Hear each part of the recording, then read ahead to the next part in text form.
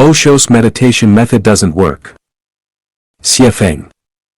March 27, 2012. Without a doubt, Osho is a great enlightener of thought. His ideas are like a bomb, shattering the mental cages that have confined us for centuries, allowing us to see beyond those confines. Osho is a liberator. He frees our minds, enabling us to face facts with greater clarity and reason, no longer confused or deceived, thus freeing our thoughts. However, Osho does not understand the principles and mysteries of life, nor does he comprehend what time and space are. Therefore, he can only enlighten people but not guide. He knows where the problems lie but does not know the ways and methods to solve them. None of the methods he advocates are ultimate or final. If someone follows his methods completely, it will inevitably be futile. Osho's meditation methods are just scratching the surface and indulging in unrealistic fantasies. Despite there being thousands of groups practicing meditation according to Osho's methods with claimed good results, in my view, it's a form of ostrich psychology, self-deception, and deceiving others. Whether it's awareness, observation, breathing, etc., they are all illusions and fundamentally cannot solve the problem. Osho's definition of meditation as surfacing the mind and entering unknown dimensions is itself erroneous and ambiguous. Meditation methods built on such a flawed and ambiguous foundation are inevitably disorderly and chaotic, making it increasingly difficult to achieve tranquility through practice. So, what is tranquility?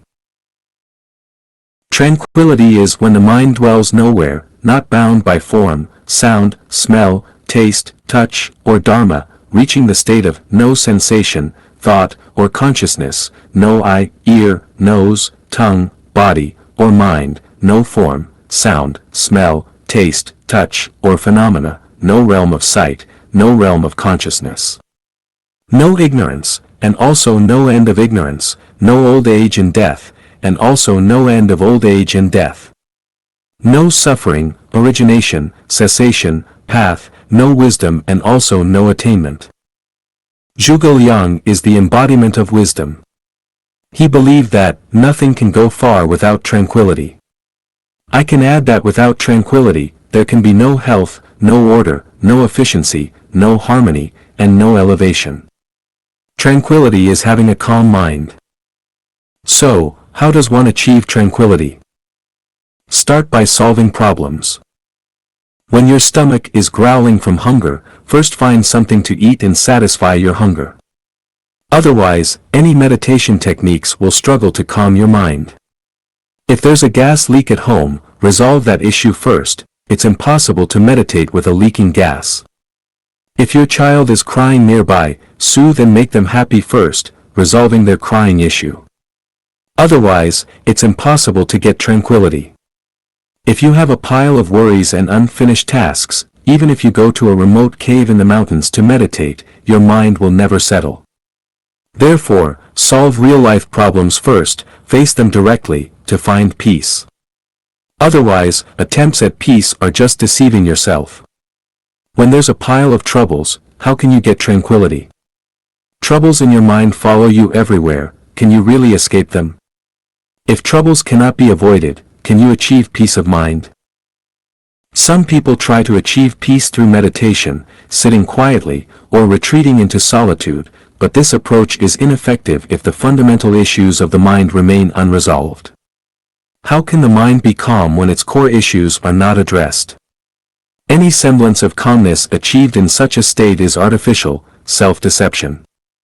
Injecting oneself with morphine or heroin may induce temporary tranquility, but once the effects wear off, the mind remains tangled and disturbed. Therefore, the essence of tranquility lies in having a mind free from worries when the mind dwells nowhere, free from afflictions, attachments, concerns, sorrow, and fear.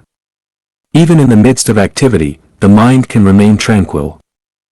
Without addressing the fundamental issues of life such as sustenance, shelter, health, aging, sickness, and death, all attempts at achieving tranquility are merely scratching the surface.